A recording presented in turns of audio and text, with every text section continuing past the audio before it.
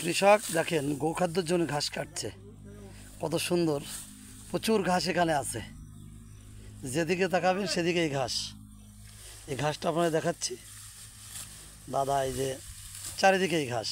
দাদা গরু কয়টা আছে? দুটো গরু আছে। এ কি ঘাস? ধান খাবে এগুলো?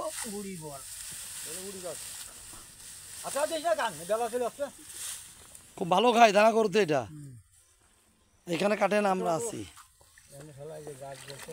হ্যাঁ, ও ফাইন ঘাস তো। তিনটে ঘাস গরু আপনি ঘাসে কেটে খান? 12 মাসে। গাভী নাকি এড়ে? এবার কি গরু কুরবানিতে বিক্রি করে দিলেন? না। কেন? আমার বাড়ি আইডিয়া হয় না। আইডিয়া হয় না, বকন হয় শুধু। তাহলে তো আপনি লাভবান। বকন তো দাম খুব বেশি, বকনের দাম তো অনেক বেশি দাদা।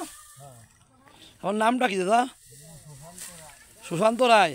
গ্রামের নামটা একটু বলেন তাহলে, জোরে বলেন। হ্যাঁ, বড়কুলো, নড়াইল সদর, নড়াইল। হ্যাঁ, দেখেন কত পানির ভিতর কৃষক ঘাস কাটছে গরুর জন্য।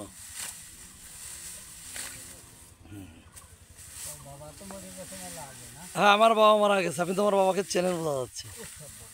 যাক,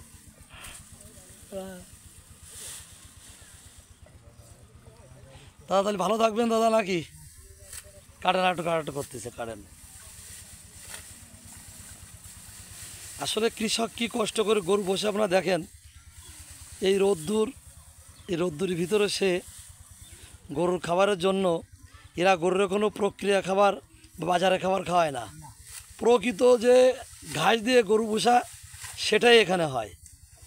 আর আপনারা বা আমরা যেই শহরে যেই গরু পাই না কেন, ওটা ফিড খাওয়ায়, বিভিন্ন বাজারের রাসায়নিক খাওয়ায়, যে গরুর সেই আসল গুণাগুণ থাকে না গোশের, এবং গরু বেশি দিন বেঁচে থাকে না।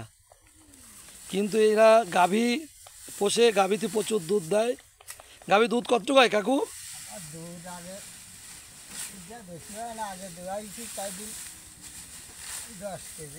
এগুলো কেটে দেন। 10 কেজি 8 কেজি দোয়াইছেন, কাছে আসেন আমার কথা। তাহলে তো দুধ কত বিক্রি করেন?